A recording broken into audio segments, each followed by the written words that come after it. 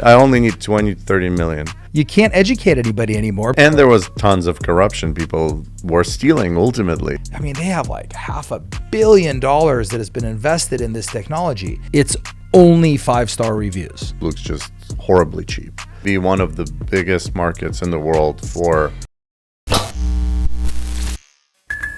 Welcome back to 3D Media Live Podcast. I'm your host, Dimitri. Today I have Lenny Vainberg back. I had him over here almost a year ago, right? Was it a year ago? I think so. I think a little over a year ago. Quite a while back. And it was a great episode. We spoke about business. He's a serial entrepreneur. And there's quite a few updates. I've been meaning to do this recording for quite some time, but all in its due time. So it's time to get back to it, find out what's new and exciting. There has been a lot of developments that we can discuss today. Yeah, the only thing constant is change, my friend. Yes, since our last episode, quite a few things transpired. Yeah. First of all, just to update for people that have not watched the first episode with you, you were going through a sale of a company that you started, which was TerraFlame, which you acquired yourself to kind of renovate it, improve it.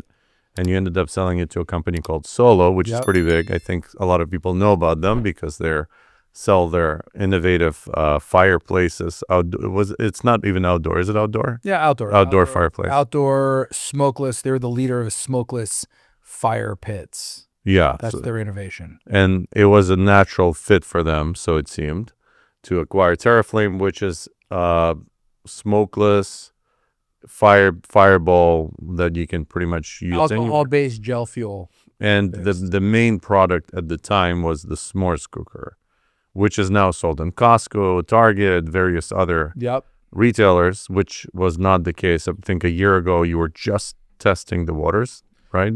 When it came to retail?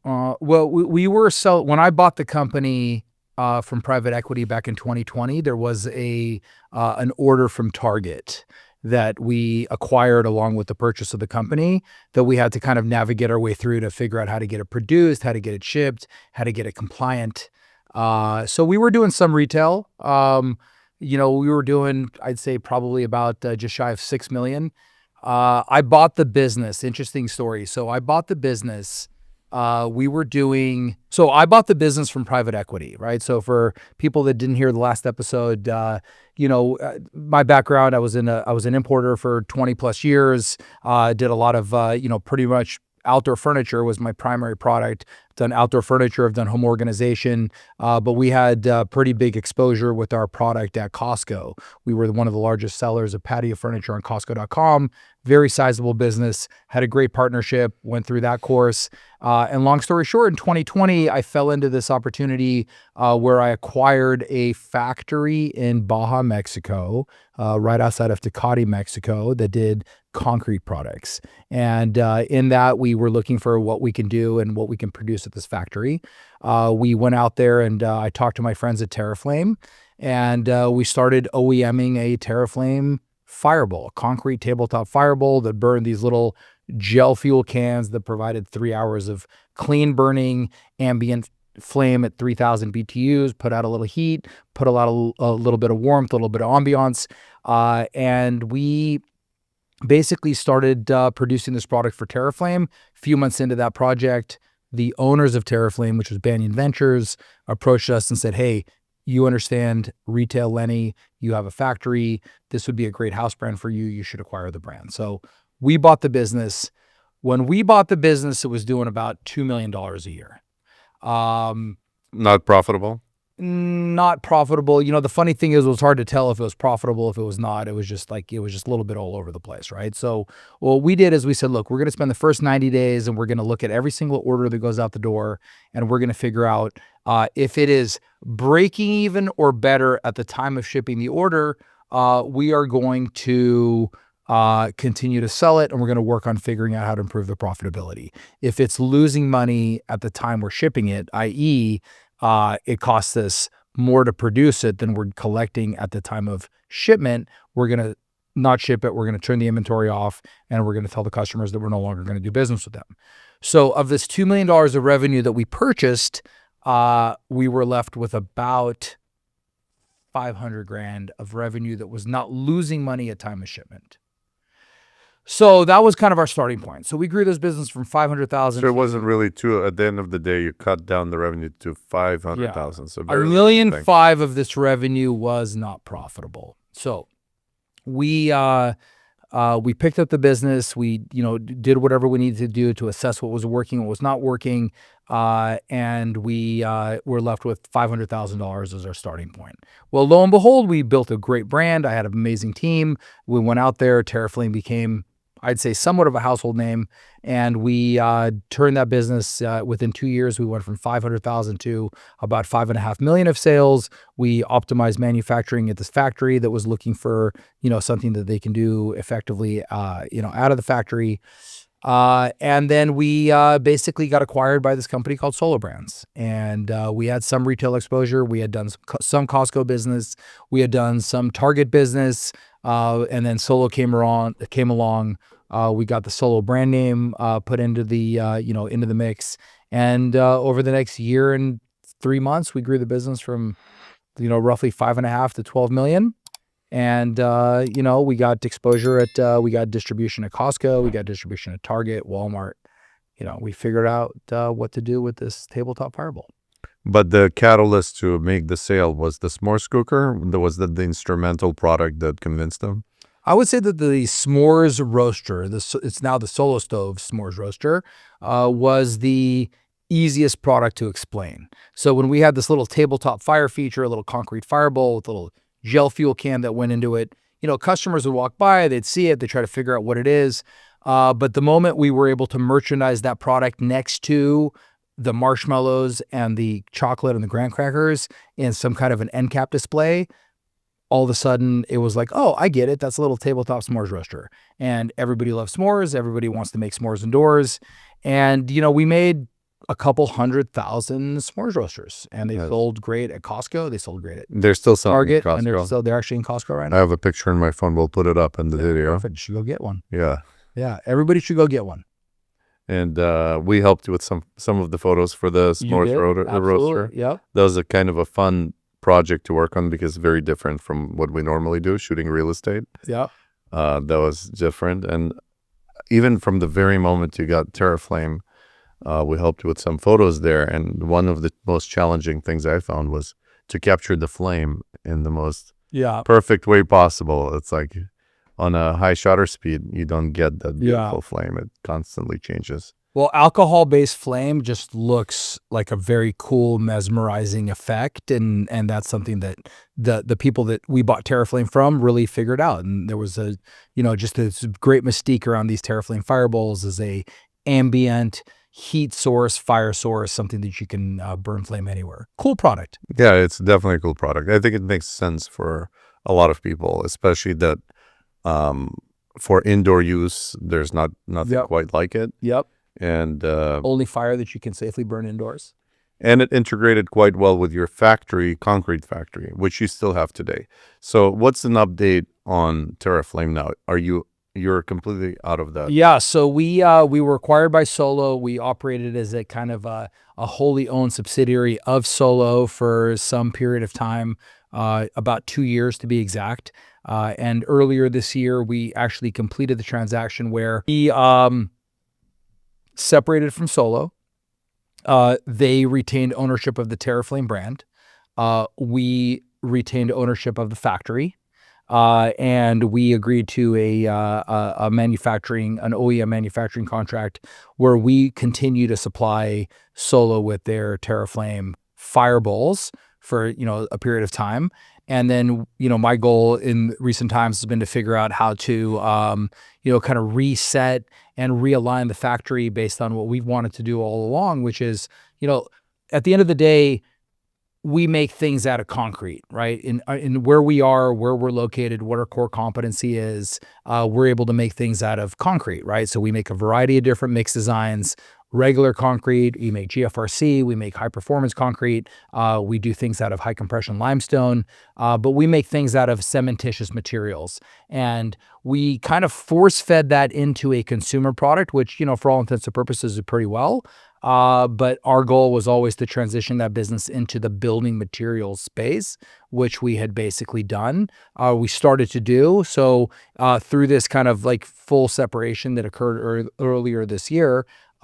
We are going to refocus the factory's energy on building out a brand called Moat Concrete, which is kind of a boutique, bespoke manufacturer of building materials, which includes wall veneers, architectural block, architectural dimensional tile, as well as textured paving materials. And Solo will continue to run with the TerraFlame brand, which fits with what they're doing pretty well. And the customer base for Moat Concrete is Southern California, or you want to expand? Yeah, I mean, in the business that we're in right now, building materials, logistically, you're shipping product that's super heavy. The value of the weight to the freight is really, it's not something you can effectively ship nationwide. So there are a handful of products that we can ship throughout the continental 48 states, but our effective addressable market is Southern California, Las Vegas, and Arizona, which, for all intents and purposes, that's our 1,000 kilometers from our factory. And, that's 30 million households. And there's a lot of construction being done in 30 million households. This might be one of the biggest markets in the world for home renovations, high value properties, development, property management, things like that. So, we can ship. Yeah, it makes a lot of sense. And you have a competitive edge over China and other countries because of your proximity to your factory, to where the product is going to find its end use. You're in Tecate. Yeah, so we're 25 minutes south of the Tecate border, 45 minutes southeast of the San Diego border, and within 1,000 miles we can reach basically Cabo all the way up to Ventura County, Riverside County, Orange County, LA County, and we can get all the way east to Arizona and Las Vegas. So we can reach quite a bit of homes in one day transit from our factory. Yeah, it's a great factory. I've been there personally. We helped you with the video, which we'll put up on the screen. Really love all the innovation that you've done there, buying those presses and doing molds out of concrete, like pressing concrete, stamping out fireballs with concrete. We're essentially injection molding concrete or limestone mix. But a lot of benefits of being in Mexico. I mean, Mexico still has one of the most capable and one of the most cost-effective labor pools out there. Effective labor rate in Mexico is $5-6 per hour at the end of the day. Everything at the supply chain, the overhead, everything is lower. But at the end of the day, labor is still labor. You're still managing people. So we've been looking at ways, how do we automate? How do we, mass produce product and start to take the labor element out of it? Because at the end of the day, labor in manufacturing, just like inventory and distribution-based businesses, is the kiss of death. So, we want to try to minimize our exposure to labor. It's all about scaling too. Got to figure out how to scale. Yeah. What widget can you produce that can scale? Sell to the masses, live with the classes. Sell to the classes, live with the masses. That brings me to the next point. Besides Moat Concrete, you've gotten involved with a couple of other endeavors. Yeah. One of which is I'm part of. And the other one is Laundry Labs. Yeah. Tell me more about Laundry Labs, because that's a really cool concept. Yeah. So, I've been an entrepreneurial guy my entire career. I'd like to say that I don't know if there's a lot of other things that I can do. I love to innovate. I love to develop products. I love to build business. I love to launch things. And I realize that I am really good at that $0 to $30 million price point or revenue mark. So, I've had a business for many years. It's a kind of my consulting kind of arm called strategic marketing. It's been something that's been around since 2001. And everything that I've ever done has been kind of part of strategic marketing. So what I decided I was going to do when I knew this kind of exit with Solo was imminent, something I've been working on for some time, was I want to, focus on a handful of businesses. I'd say no more than 3 at a time of things that I can really add value to. And based on, the 30 years experience, 27 years experience that I have, and things that I can, bring products to market in categories that I would say ideally are complementary. They're not always complementary, but things where I can, add my experience with Asia sourcing, with brand building, with brand development, with manufacturing, with distribution, with, online commerce.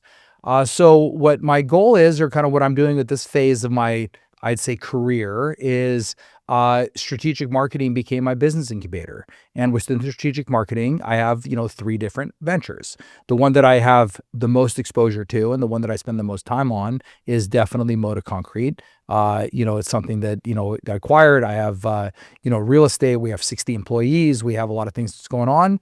But then we've started a couple of businesses together. I have a business with you called Doma Structures, which is in the composite material space. And then about a year and a half ago, a really good friend of mine from college approached me, who happens to be one of the largest laundry operators in North America. He's a commercial laundry cleaning service that basically has a lot of he does the cleaning for Amazon Fresh distribution centers and owns one of the biggest wash, dry, fold operations in North America. So he approached me, understood my exposure in Mexico, and he approached me about a year and a half ago, goes, hey, I see a big opportunity to create a commercial cleaning product for the commercial laundry operators. Help me figure out how to manufacture commercial detergents in Mexico. So we looked at the business and we explored and kind of looked at how we can manufacture a commercial laundry detergent in Mexico or domestically or whatever else. And long story short, attended a show with him, some time ago, talked to a bunch of operators. And what we found was there was a huge opportunity to bring to market a commercial laundry capsule that was specifically targeting the needs of commercial laundry operators. So hooked up with some of my old resources, did some research, and we ultimately came across one of the largest laundry capsule manufacturers overseas. And we launched a brand called Laundry Labs. And a couple of really cool things about this brand. Number one, I had the opportunity to work with my oldest son, who is an amazing brand guy. And he was instrumental in developing this Laundry Labs brand and packaging concept and things like that. Was able to tap into some of my previous resources who I had worked with in the past, but was not working with at the current time. And long story short, in April of 25, we launched Laundry Labs. And Laundry Labs basically launched a flagship product called Power Packs, which is a commercial laundry capsule. For people that know what capsules are, it's your Tide Pod, although Tide owns the trademark for the word pods when it's related to capsules. And we launched a really cool product that took off. Are there any other alternatives? Because when I hear laundry capsules, typically thinking of whatever you said, Tide Pods. Pods, yeah. For consumer use, not commercial. So are there any commercial products? What we found was very interesting. So there is almost 40,000 commercial laundry operators in the U.S. So for people that don't know, commercial laundry operator is somebody that is probably operating some kind of a laundromat of some sort, but they have some kind of a wash, dry, fold element, which is where people drop off their laundry and then you do it for some kind of a per pound fee or per unit fee or whatever else. So what we found was these people are going to Walmart and Amazon and Costco and they're buying whatever's available off the shelf. So there was nothing available that was specifically engineered or designed for these customers. So we got together with a chemist, we got together with a factory, and we ultimately designed this thing called Power Packs, which was a commercial laundry capsule. Subscription-based. It obviously subscription-based. That became a big part of it. I fortunately have, like you, I have an amazing partner in this Doma business, but I have an amazing partner in that business as well. And this person happens to be like the king of laundry is what we call him. He knows everybody. He is connected. So he started being the evangelist behind the product. He started talking about the product, and then he got all of the other evangelists in the product to become evangelists for the product and start talking about the product. And then we started shipping this product in April of this year. Well, lo and behold, everybody that used it absolutely loved it. What's unique about this particular capsule is that it's a highly concentrated all-in-one laundry capsule that basically has all of your chemicals in one convenient, easy-to-use capsule. So you have your pre-stain, you have your antibacterial, antimicrobial agent, you have an non-ionic softener in it, you have a highly concentrated detergent in it, and you have a Gavaudian from France scent in it, which makes it smell absolutely amazing. And we launched this product in this commercial size bucket, put them on the market for, 25 cents per dose, and offered it on subscription, and it took off and customers love it. So, I look at myself as kind of an incubator to that business. I've been financing the business. I've been putting, some time into the brand development, things like that. And we've been hiring some great people to come in and run it. Nice. And, we're about a year into it. We take it back. About, probably a little over a year into it, but only 9 months into selling it. And it's been growing pretty well. Do people use it for personal use as well? So laundrylabs.shop is just in the process of launching a direct-to-consumer version of that product. Our first kind of consumer-focused product was a specialty product that has enzymes that are specifically designed for modern synthetic apparel, like your Lululemon, your Aloe, your any of the, the fabrics that you're using for yoga or working out and things like that. So it's got a specific athletics capsule, and that started to get marketed as a consumer product, comes in a 36 count Mylar bag, and that's now being offered on a subscription program. And, in partnership with Lifetime Fitness in New Jersey and things like that, they're out there starting to actively promote the product. So, we're trying to make the crossover. 95% of the business is still coming from commercial use, but it's definitely going to get exposure into the consumer products as well. Nice. It would be a natural transition because people that are using laundry mats, they'll see it. I'm assuming you have branding on it, right? Yeah, of course. So eventually, maybe you should even have on the packaging, want to order for your house and have a link on it. And some of these people will move into apartments or homes that have their own laundry units. And they're already familiar with the brand. What's interesting for me in that sense, this is my first time ever doing a consumable. From a business and entrepreneurial standpoint, I've always, furniture, you spend a lot of time acquiring a customer, the average value is high, and then maybe they every 5 years. 5 years, 7 years, then they forget, or if you sell it to Costco, they might return it and then get a new one for free or whatever. Whereas this is a consumable product. People buy it, they use it, they love it, they get on subscription, they forget about it, and you're shipping them product every month. The subscription count has been growing every single month, and it's been a really fun project to be part of. Love opportunity to work with my son on it, and just the people that have gotten involved with the product, and fortunately it's taking on a life of its own, and it's been pretty cool to watch. Nice. All right, now let's move on to Doma Structures. Sure. That's something we're both part of. Yep. And it started off its life with a pergola product. Yep. Which is now named Go Pergola. Yep. GoPergola.com. Which is a cool product. Yep. Awesome. Bioclimactic aluminum pergolas. Yes. But what we realized, that's not entirely scalable as much as we wish to for fast and rapid growth. Yep. It's not a retail product. Everything's a one-off. Yes. They're all custom, amazing pergolas, but it requires a lot of work to personalize for each customer. Not a scalable product.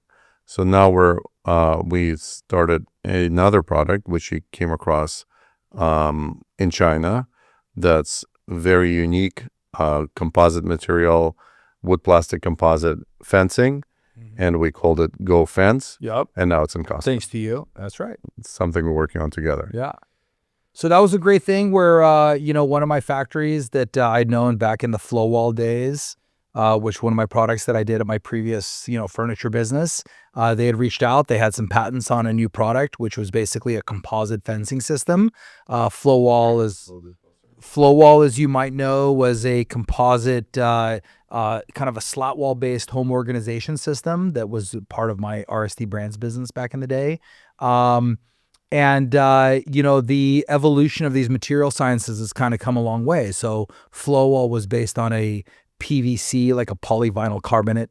PVC has got some huge benefits and it's got some issues in the marketplace. So over the years, a lot of these smart materials engineers figured out how to take this PVC product into a WPC, wood plastics composite, which is basically these inert plastic materials mixed in with wood dust that kind of mixes plastic and wood together to give you some really cool, engineered materials. And amazing properties. No rotting, no staining. Yep. And no warping. And it feels premium, feels high quality. For sure. So like, the equivalent there, like Trex decking, all those composite decking products, those are the same type of material. So this factory had developed a really cool product around a composite fencing product. And they had, approached me and they said, hey, what do you think of this? And I'm like, I think that's something we can maybe get into Costco. Which it actually goes against the grain of some of the things we talked about last time, which was, do you launch something at Costco? But here's a category that's developing. There was no dominant brand leader there. So, we started having a conversation with Costco, and turns out that the buyer at the time was my old flow wall buyer. It had exposure to that, to that team back when we were doing flow wall, still in the same group of hardware. They were like, yeah, we're looking at this category, and this is something that we think belongs at Costco. And, there's a relationship there. If you want to bring it to market and do it on Costco online, let's have at it. So we put together a program and launched it, back in February of last year? Yeah. It's going to be about a year since it's going to be about a year. Online. Yeah, in February. About a year and a half to 2 years since started working on it. Yeah. So it's great product, definitely gaining momentum, a lot of happy customers.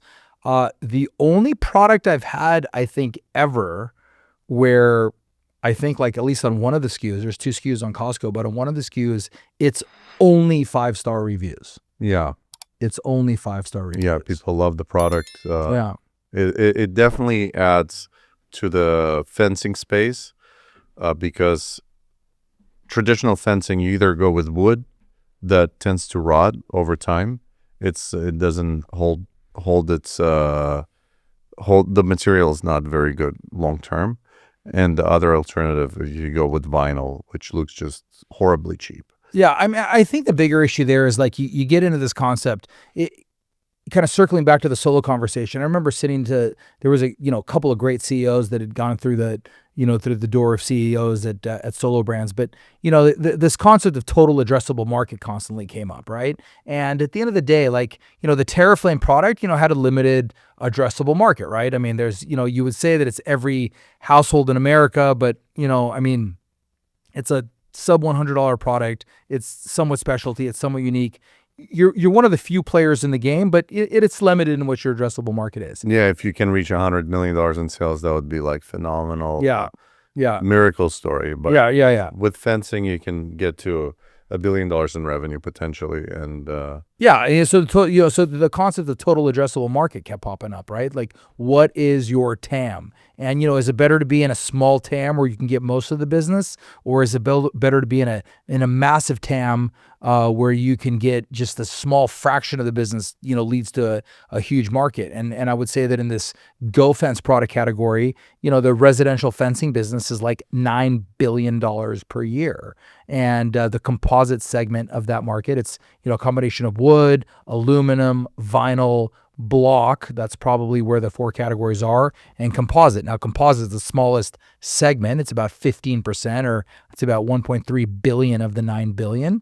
But it is the fastest growing. There's not a lot of competition in there. So there was a big enough market to go after where even very low single digits left you with a pretty good business. And that was kind of our thesis in that. Yeah, space. And where I want to innovate in the space is branding, and we have some big plans for it, and more products.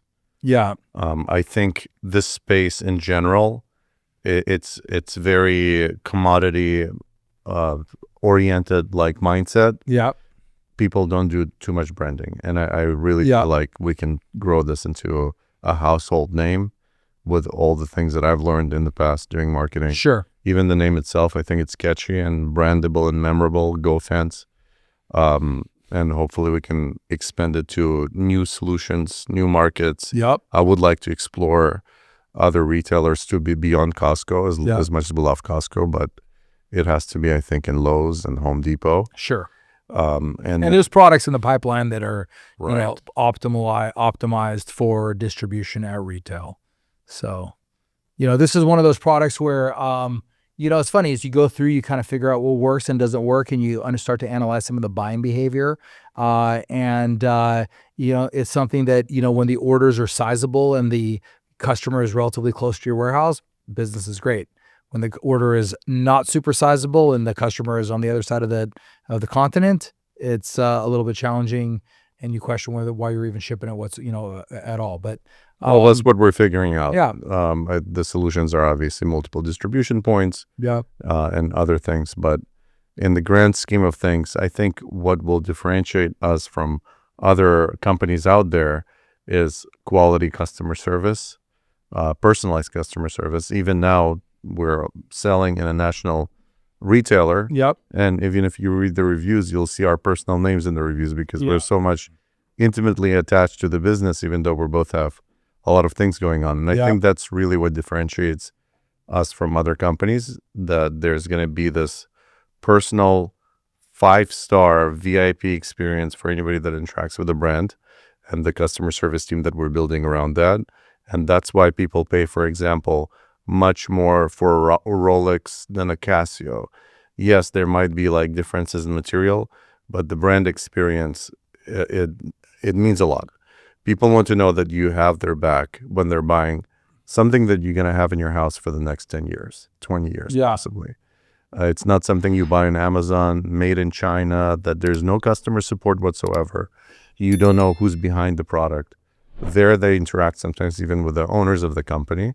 Obviously, we don't guarantee that we're going to interact with everybody, but for time being, we're going to be personally involved in a lot of these transactions where we want to make sure the customers are truly taken care of. Yeah. It goes beyond the product. And I have this ethos in my company as well, in 3D Media, that it's not always the service that you provide, it's the customer service that's behind it that really matters, because mistakes happen, products fail. There's so many things that can go wrong, but if you have somebody behind the product that takes accountability, then that's what you really want to buy into. It's the insurance that you're always going to be taken care of. And also you can have a sense that if somebody's personally invested into making the customer experience so good, they will take the preventative steps from the product not failing in the first place. You know what I mean? Yeah. If that's why we have 5-star reviews already coming out. You can't go wrong. I don't care if you're making laundry capsules or pizzas or cakes or doing pictures of residential real estate or whatever else. I mean, if you offer superior customer service, there's really hard to go wrong.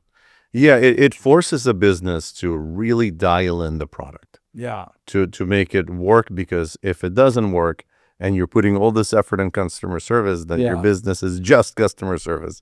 You want to make it so you don't have to put so much attention into solving problems. You want to solve them at their roots. So when the problem happens, you go back and reevaluate what went wrong. Well, I think it's also a difference between like these companies that are like these private equity backed or venture capital backed, early stage companies where, the areas of focus are different.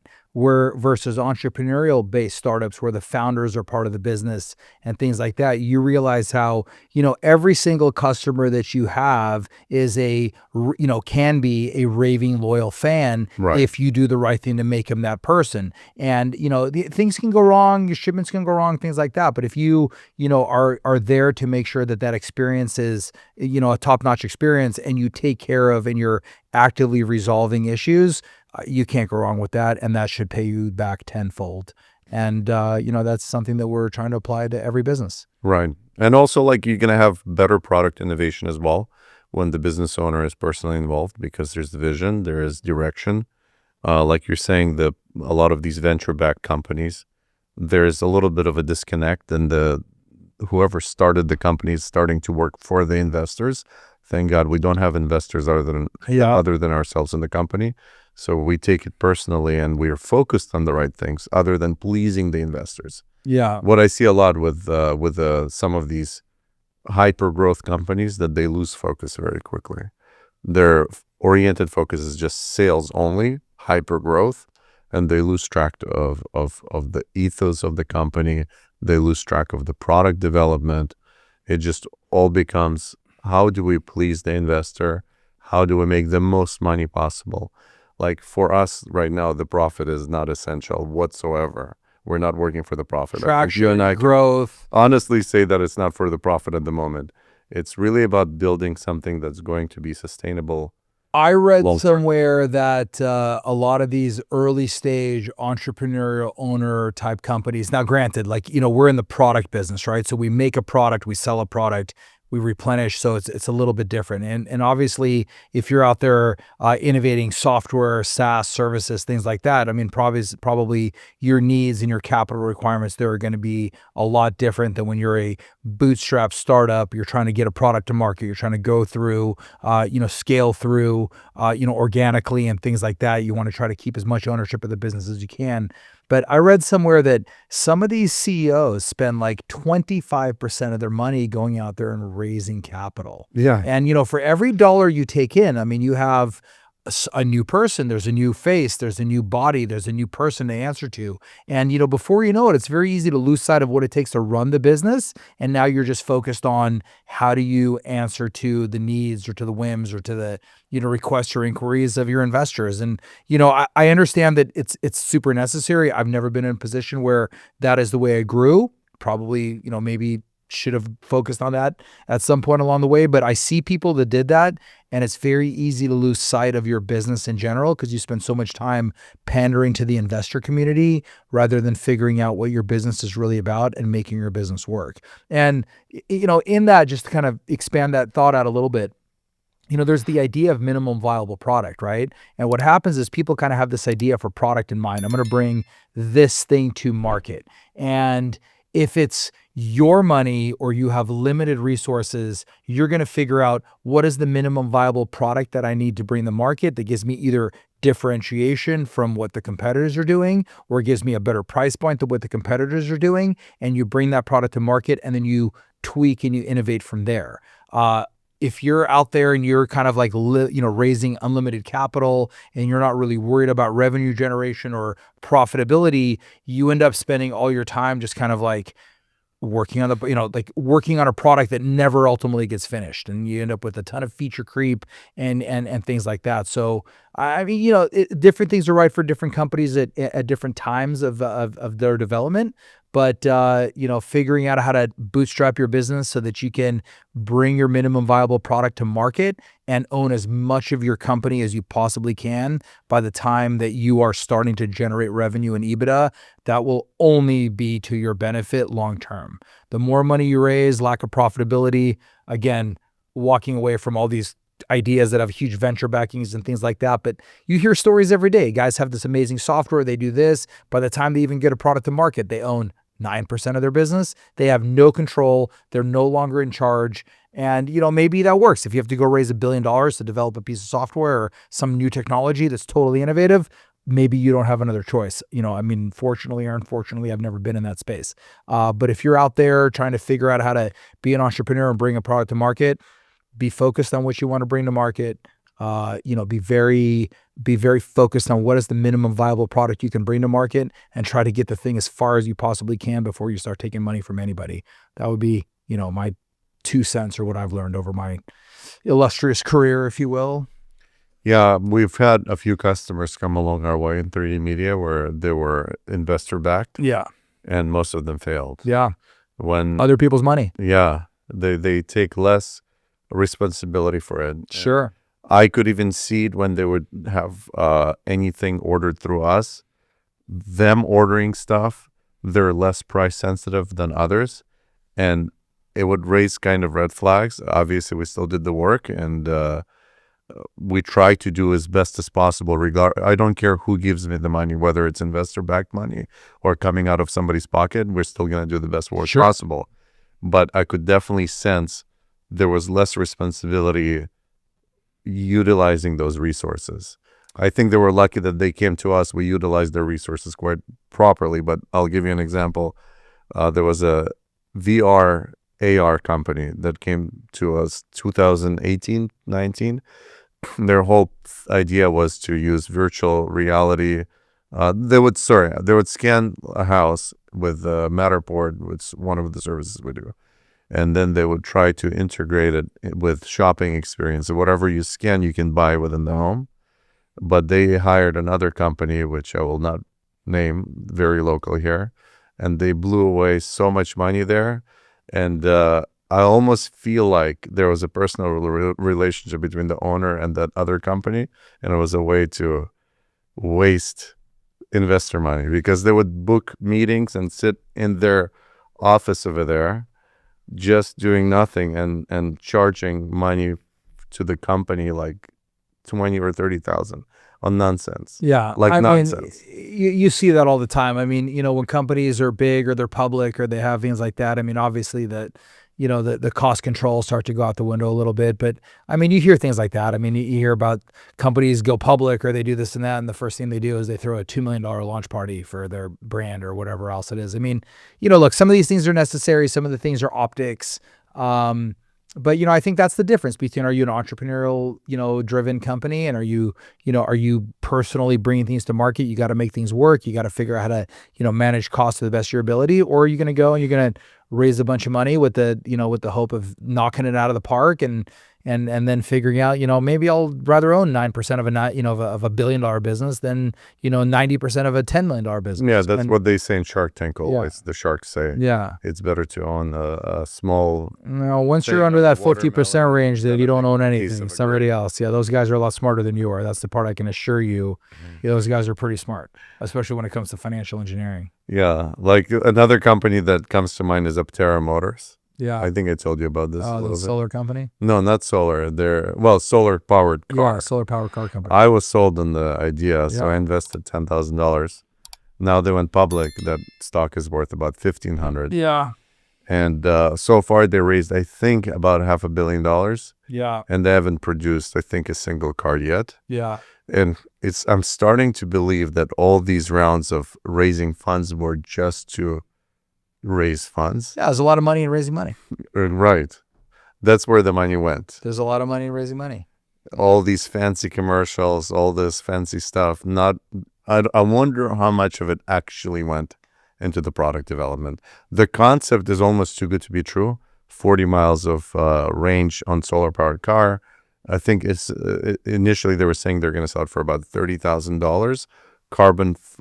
Carbon body. The entire body is made out of carbon fiber, which is usually, supercar material. Yeah. So it's lightweight, ultra strong. They said one of the models was going to be up to 1,000-mile range, but now they dialed it down to 400. Yeah. So all the figures actually went down. It used to be like 0 to 16, 4 seconds. Now I think it's 5. The price went up to over 40,000. Yeah. Well, yeah. And they still haven't produced. Yeah. They still haven't produced one yet. I mean, look, they get, there's a lot of businesses that are based around, what is the hot topic of the day, right? Like, I mean, being in the building material space, like we try to innovate our manufacturing process. So, we use high pressure casting, hyperpressing, where a lot of people are still vibration casting, right? And we're learning about that process, right? So what we thought that technology can do today, which is basically you take a mixed design that's a combination of limestone and marble and a little bit of cement, which makes it sustainable, makes it carbon neutral, makes it, just a very, environmentally friendly building material. And you cast these high precision parts under extreme pressure. And when we got into it, we thought we can do all sorts of different things with it, right? Well, fast forward 2 years, we've been using this technology for a while. And yeah, there's a lot of cool things you can do with it. It's not exactly what we thought you could do from the beginning. Some things are better, some things are worse. You figure things out. Yeah, you figure things out. So, but again, the difference is that I had my money and I had the bank's money and I had my, my some family money, and we went out there and figured out how to, optimize this technology and make whatever widget we needed to make. Whereas, the word of the day here is solar, electric cars, things like that. Oh, we're going to come out with a better mousetrap, and I'm sure money starts finding its way to that investment vehicle. Same thing with 3D concrete printing. Amazing idea. You put a, big robotic printer on a job site and you figure out this, concrete printer ink, and it goes around and it makes these really cool shapes or structures or whatever else using 3D concrete printing. And that's particularly something that I've been following because we're closely enough and aligned in the space. And I've watched, some companies, there's one company in particular, I think it's called Cobod. I mean, they have like $500 million that has been invested in this technology. And that money, yes, has furthered the technology and the capabilities of what you can do using that manufacturing process. But to say that anybody is even close to justifying the ROI on that $500 million investment, I don't think anybody's even close. But it was such a hot topic for so long that, AI. Plenty of money flowed into AI. No, it's a big bubble. Yeah. How many is AI? I mean, some of the AI companies are going to make it for sure. Yeah. Yeah. But I mean, hundreds of companies brought in hundreds of millions, if not billions of dollars. And how many of them are going to make it? It's like the .com bubble was whenever something's really hot, money flows in. That's it. Money flows in. And then eventually things pop, and some people remain and some people don't. Because good investments are hard to come by, right? I mean, at the end of the day, there's a handful of innovators that are out there.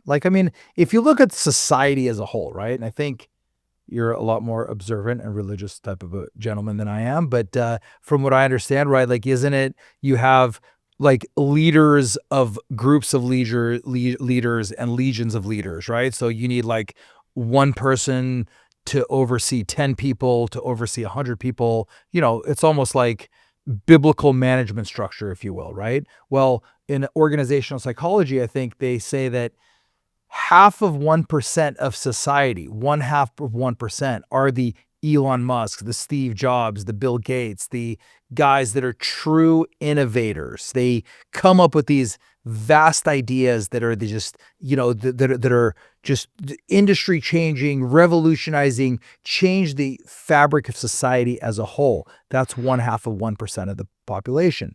9.5% of the population are the true leaders. They are inspired by the innovators, and they will go out there and they will accept the vision of these innovators, and then they will go pull along the masses, the remaining 90%, towards these goals. Electric cars, AI, whatever, 3D concrete printing, whatever it is. There's just, there's a handful of people that are coming up with the vast and broad ideas. There's a little broader subset of people that are adopting those ideas and inspiring the masses to go out there and do the thing. So, 90% of society is followers. 9.5% is leaders, and less than 1% of them are innovators. That kind of explains how they say there's 1%. It's not the evil 1% or anything. It's just naturally you have 1% of doers and innovators, and they're economically rewarded for it. Yeah, that's right. That's why communism would never work. Yeah, because communism discourages, unless the society is so altruistic, where everybody is genuinely working for the benefit and sole benefit of others, not thinking of themselves. Maybe one day that would be the case, but till now, humanity is all self-absorbent, everybody's surrounded with self-benefit. Only works in super small pools. Amish, it works like that. You got a doctor, a lawyer, a teacher, this and that. It works. They're all working on the same side. Rarely works in the masses. Yeah. And even in the Soviet Union, you still had the elite of society. Right. They're all still communists, but there was still that 1% that had all the cool stuff and that lived in the cool place and then had the access. Had the power. And the remaining people, they convinced everybody else that they don't really need the access or need the stuff because the stuff is bad and stuff like that. What did somebody tell me? And there was tons of corruption. People were stealing ultimately. The ones that knew how to figure the system out, they would steal.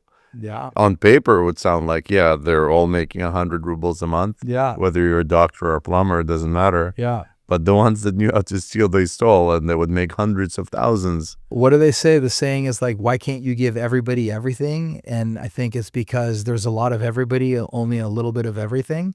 And I think, those things are limited. But, digressing from that whole conversation, like if you're a company, you got to innovate. The one thing I'm learning now, like having several different, businesses that are in my framework of focus that are in different stages of their development, some newer, some more mature, some are, subscription or replenishment based. I would say the one commonality remains. You have to have product innovation. You have to have a minimal viable product. You have to have brand, and you have to keep your overhead as lean as possible. And that's the one thing. If you focus on those three things, I promise you that a year from now, you'll still be in the game. Right. I'll add to that purpose and proper ethos. Like if you're doing benefit to others or you're not doing that. Sure.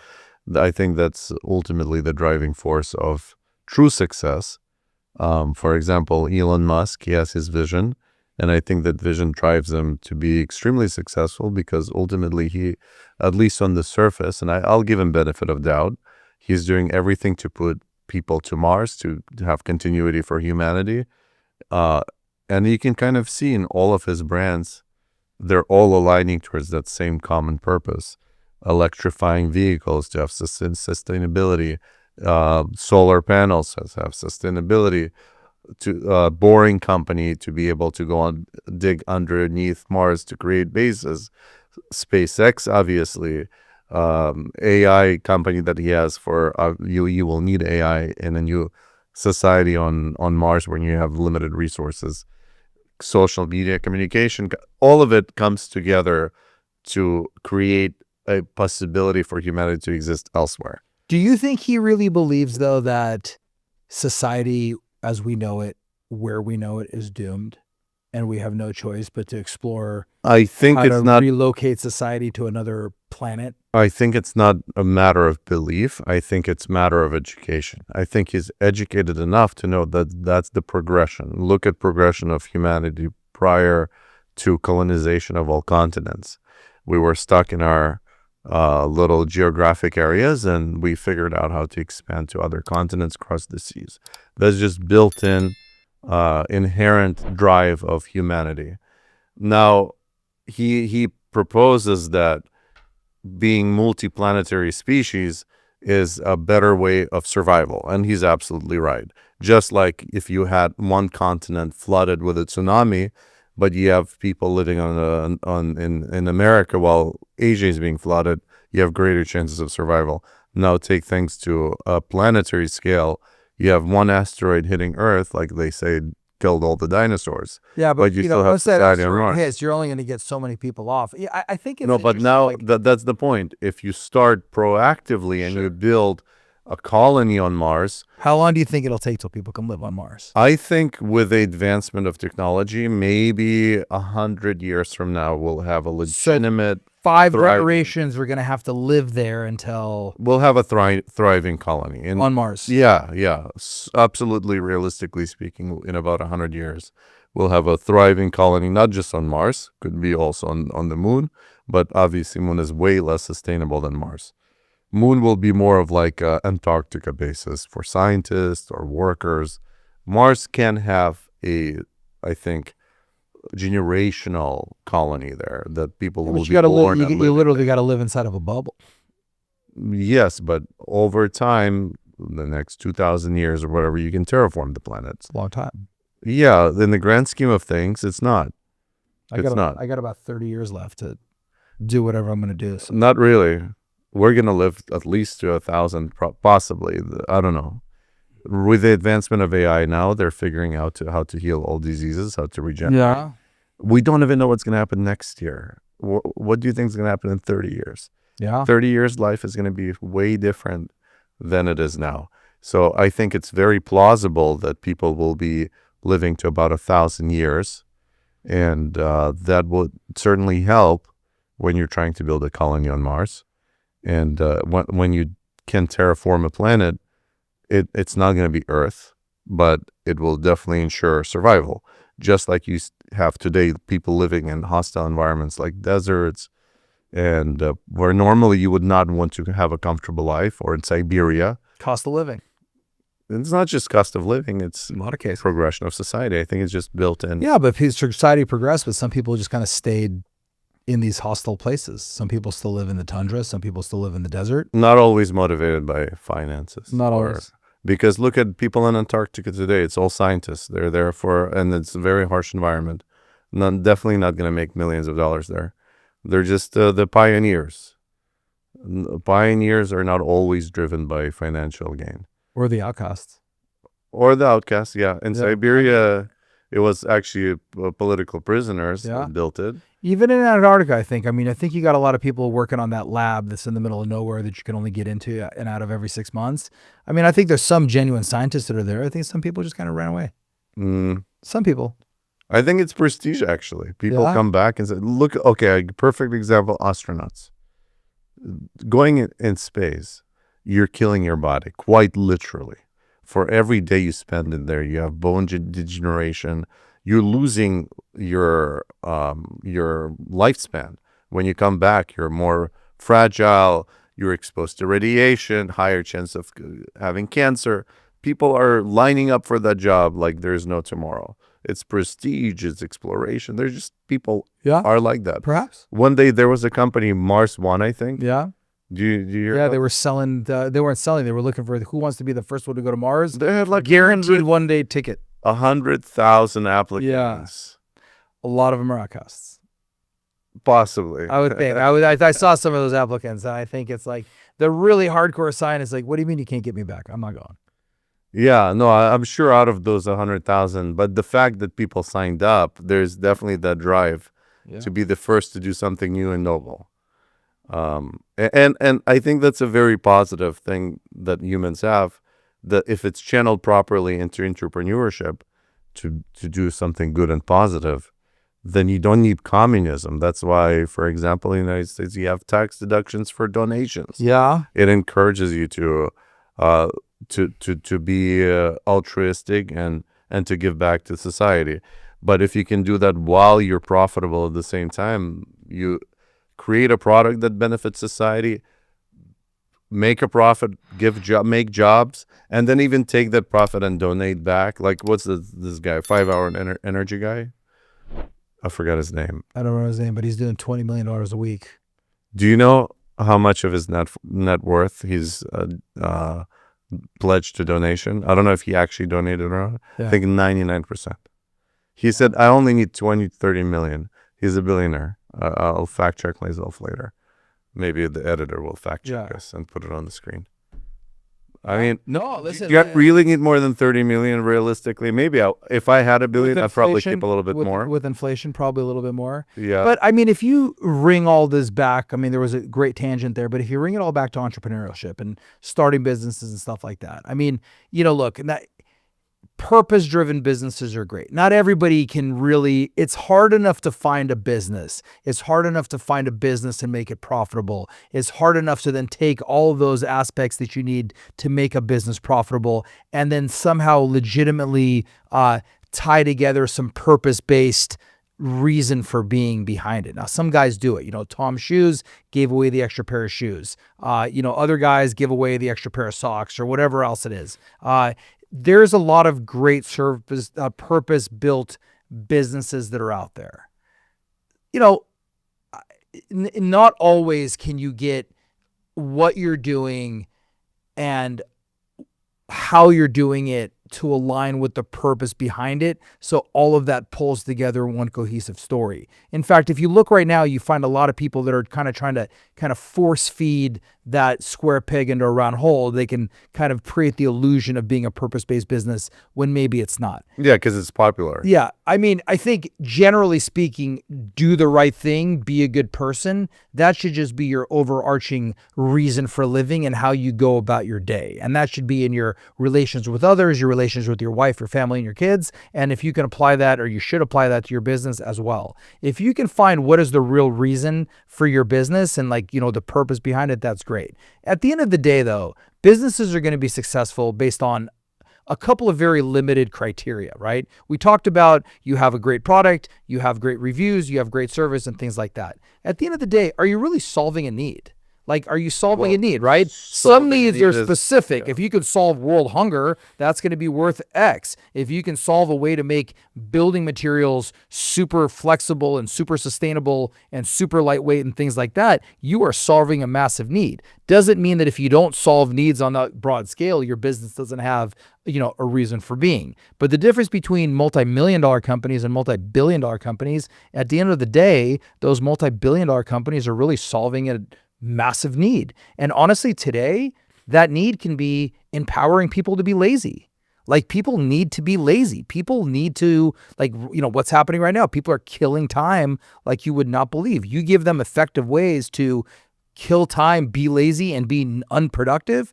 That actually probably has bigger demand than finding ways to make people super productive. Like gaming, social media. Gaming, social media. I'll bet you there's more gaming and social media users than people that are using Monday.com. Monday.com is an awesome platform. Helps you solve a need to be more productive.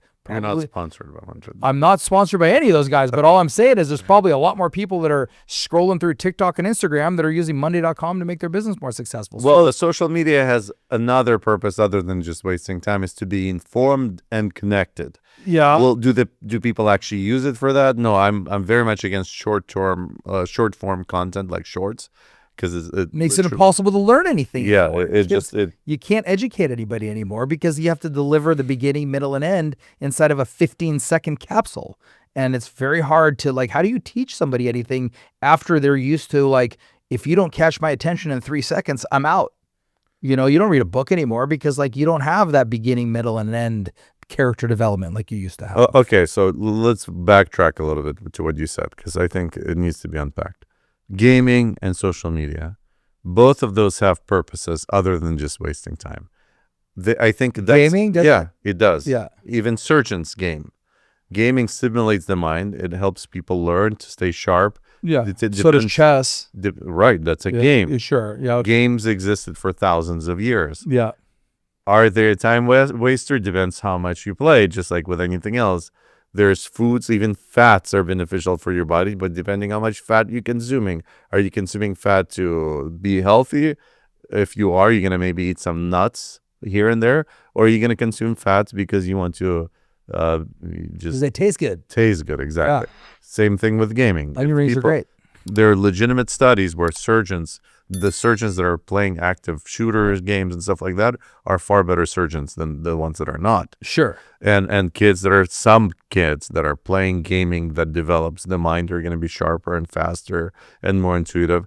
I played games when I was younger. I think some of the games that I played helped me be a leader. For example, I played game Counter-Strike where it was 5-on-5 team playing against each other. Required a lot of leadership skills. I would often be the team leader, organizing making people listen to you, coming up with strategies, managing all of that. I learned from Counter-Strike, which is interesting. Have I wasted time on it? Absolutely. Sure. There was overindulgence with everything. Yeah. Anything you do, you can overindulge. But I think you bring up a very solid point, because people now have so much more time to waste. There's an opportunity to fill that time. And I think just like fast food came out and there was an opportunity to feed the masses very quickly and cheaply, but what did it do as a side effect? It created so many health problems, and now there's a big backtrack on that. There's a trend to be healthier. I think with the advancement of technology, especially AI, there's a lot more free time, more than ever before, and it's only going to progress as people will start losing jobs. Yeah. And the beauty is they might not even have the need to have jobs. In the beginning, people will be scared, I lost a job. Ultimately, when you have exponential increase in productivity, there's going to be abundance of everything. You literally will not have the need to go earn anything. It will be available to you. Social programs, universal income, etc. That is, if the top doesn't take it all. It won't. It will get to a point where it's going to be fine.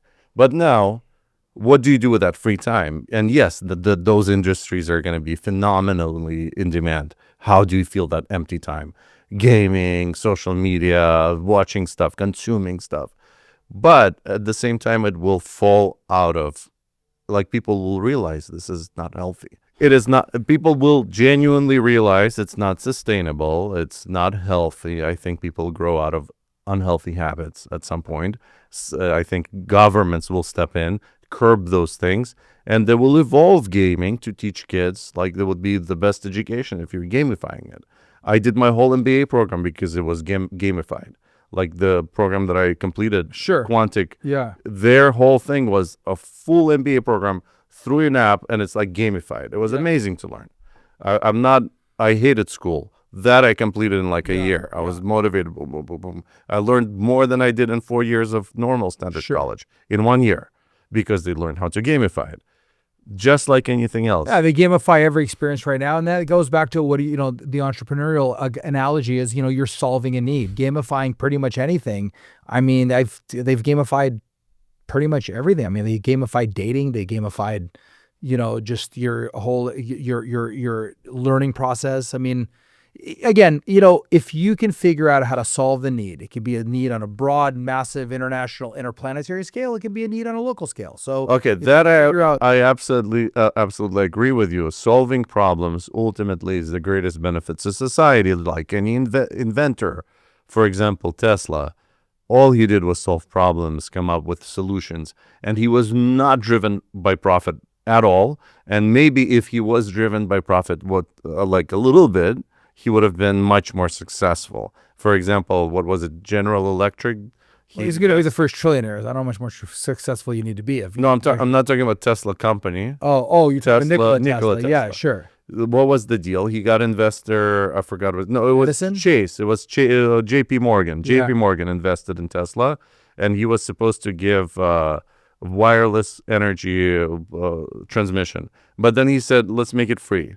What happened to the investment? He cut him off immediately. Yeah. He buried it. Right. He says, I'm not going to do it. What's the point of Well, there was no advertising model back then. So, but the point is, you kind of need both. You need, because at this current stage of humanity, we are selfish beings, although we will naturally, I think, evolve into something else, as there will be lack of need for anything other than self-improvement. That's where the time will go. And I think the greatest problem to solve is, how do you transition people from being consumers to givers, from being selfish to altruistic? Yeah, right now we're filling the time with maybe things that are not very productive, even though they might have some fringe benefit like social media and gaming, but it should be like reversed a little bit. That would be the best problem to solve. Yeah. But you're absolutely right. I think a business is not required to be a nonprofit, like angelic, where you give socks for free. Good purpose. Yeah.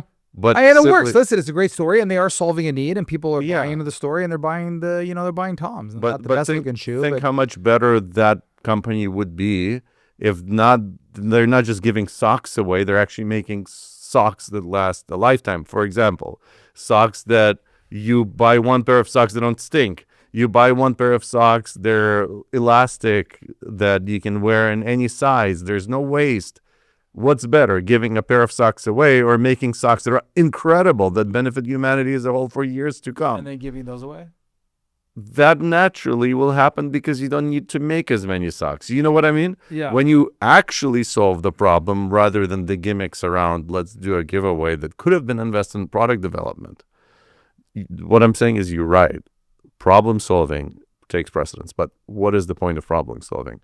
To enrich myself? Because there's ways to problem solve and cut corners every week. About problem solving. I'm talking about from an entrepreneurial perspective. Yes. What need do you fill? What need does the business the more fill? Clearly you can articulate what need you fill, where you fit in the competitive matrix, and who your customer is, the better off your business is going to be. And then if you can treble that, or if you can parlay those things into the largest possible addressable market, where you have a clear path of how you're going to acquire those customers, and you can do that with the least amount of capital, that you don't need to go and dilute yourself before you actually have a revenue and profit generating business, that is how I believe you're going to win in the long run. You're going to eliminate a lot of challenges. I will say yes to all of the things that you said, with one caveat, that the emphasis should be not on the profit. The profit should be, it's a healthy side effect of everything you're doing. Profitability is absolutely important because that will be a driving factor behind a business, but that should not be the sole focus. Is that kind of like be good at what you be the best at what you be the best at what you do, and the money will come? Yes. You know what you know what people say, sir. Let me just finish the point. What's the best saying? If you do something that you love for work, then you'll never work a day of your life. That's kind of the point. If you're solving a problem for the sake of solving the problem, then everything else around it will fall in its place, including profitability, including everything else. From your mouth to God's ears. I'll say one of the hardest things from an entrepreneurial path. I've been down it. I've been doing this for a long time, and been in startups, and let's say not huge, but 20, 30, $50 million businesses. And one of the hardest things is ultimately separating yourself from the belief that everything is ultimately going to, I'd say, work itself out, for lack of a better word, to the daily struggles of being that entrepreneur. And if you can elevate yourself beyond really important thing and the hardest thing to do, but you need to get yourself out from under that day-to-day in the weeds minutia where you can't step away and look at the big picture and work on the business. And entrepreneurs oftentimes get into the situation where it's you and one other guy, and every day you're inside the business and you're working, you're operating from within the glass jar. Whereas if you can elevate yourself beyond it for a second and work on the business and put the right pieces in place, adding in all the other things we've talked about, I think you'll ultimately you'll be just fine. Yeah. We can mic drop here. Mic drop right there. Yeah. Stay tuned for episode 3 in 2 years. Maybe sooner than that. I think some of the things that we never got into that I would love to cover later and do another episode is just talking about the details of, for example, the selling businesses, the pitfalls. There's so much more to discuss that I think a lot of people can learn from your experience personally. I'll leave you with one detail. Okay. The next time I do it, you sell all of it or you sell none of it. Not to be gradually involved? I mean, earn-out scenarios, we had an earn-out scenario and it worked out okay. Is what it is for a lot of different reasons, many of which outside of our control. But everybody that I've talked to that ended up in this earn-out, I mean, everybody. Like, I've yet to find one person, maybe one that I can think of. But if you're going to sell your business, sell your business. I mean, even at a lower price. I mean, once somebody buys your business, I don't care what it says in the agreement, it's no longer your business. Yeah. You are no longer in charge. It is no longer your show. And the moment you're no longer that 50+% owner, you're dispensable. Especially for an entrepreneur type personality like yourself, I can see how challenging that could be. Not feeling you're in control and depending on corporate needs and corporate goals and this and that. Well, we talked about this before we got started, right? This idea of growing through acquisition, right? So in this particular situation that I was in, you had a company that had a very successful product, wildly successful product, and they thought they had the Midas touch, and they went out there and, private equity and money came in, and all of a sudden, like, hey, let's take this company, may or may not need it to be public but let's take it public. And they take it public and they go out there, they go to the market. Now they got a bunch of capital and they're like, okay, what do we do with all this capital? And they go out there and they say, we're going to grow through acquisition. We're going to buy a bunch of businesses. And they end up buying a bunch of businesses. And these businesses are like conceptually all connected. Like they're all outdoor businesses, but they're not really connected. They're not really like, it's not like a roll-up of some sorts where you're really saying, hey, I figured out how to make this one, this one laundromat work, or I figure out how to make this one dental office work, or I figure out how to make this one, thing work, and I'm going to go replicate that over and over and over, and I'm going to improve, and I'm going to gain economies of scale and stuff like that. So, one of the most difficult things when you kind of get acquired and you're kind of in there and there's a bunch of acquisitions, you got a lot of different personalities, a lot of people that are motivated by different things at different times. Really, really hard to get those things to gel and get the economies of scale out of them that you were looking for from the very beginning. On the contrast, there's businesses that grew after acquisition where, like, I have a very good friend of mine, and he, through twist of faith, ended up being, he was a proprietor of a pet crematorium, pet cemetery and crematorium. Such a random business. But guess what you need? The world needs pet crematoriums. Yeah. Because people have pets will die, and you have to do something with the pet carcasses after they pass away. Not in the backyard? Not with sometimes people, but I don't know if that's legal in every state. But long story short, and this is the most fragmented business you can fit. There's literally thousands of these family-owned, multi-generational businesses. They have a furnace, they buy propane, and they go and they get animals from veterinary clinics, and they will dispose of the bodies and give the owners the little box with the ashes and the remains in it. Totally respectable, great business, right? Fragmented, people own one, maybe a couple of people own two of them. Some really smart, one of the smartest private equity stories I've heard. This guy out of Canada got together, identified the need, and went out there and he rolled up like 100 of these things. And he had this, it was a formula, and he did not deviate from the formula. He went in there, everybody's doing about $1 or $2 million of revenue. Everybody got 5 times EBITDA. If you were like exceptionally well run, you got 5.5 times. Everybody got 80% of their money up front, 20% after they completed the handoff of the business in a year. How come they all wanted to sell?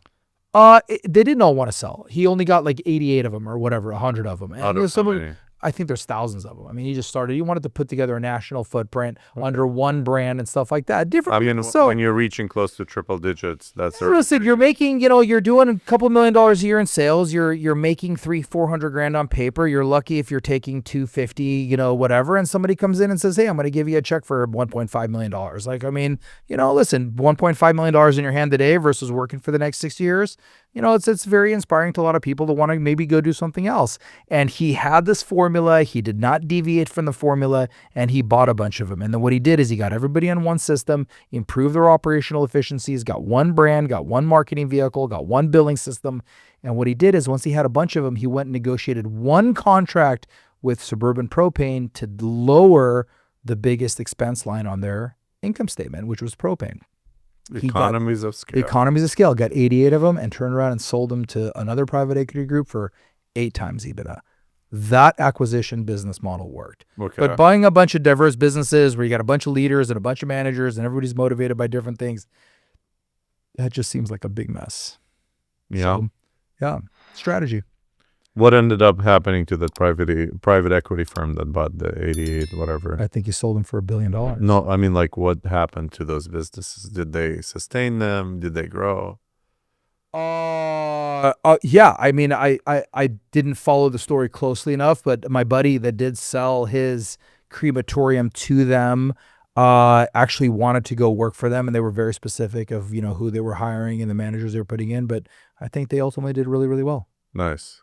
And your friend, the one that made the sale, he bought a bunch of Orange Theory fitness centers. So he made a chunk load. He made good money. Like, what's good money? I mean, he made good money. I mean, he made a couple million. He made. It's funny. There's this no man's land of money, right? There's like, hey, I made good money. A couple $1 million. Like, what are you going to do with a couple $1 million? You can't really. You can't do it. Yeah, I mean, you can start another business or two and be very, very careful about how that story works out. And you got to manage it. Can't be too flighty. Can't be too. I mean, it's kind of no man's land. I mean, it wasn't like 20 million where it's like I can pay some tax and put the rest of it in at 10% or 7% and and live off $1 million a year in interest income. It wasn't that kind of money. No, I'm talking about the guy that sold for $1 billion to private equity firm. How much did he make from all? I mean, I tried to do the math on that whole thing, but he bought 80 of them for I think an average of about $2 million each. And he sold them. And he probably borrowed most of it. He borrowed 30% premium. Well, no. So he probably went out there and, put up, raised capital, borrowed the rest of the capital. So he was, probably moderately, if not highly leveraged.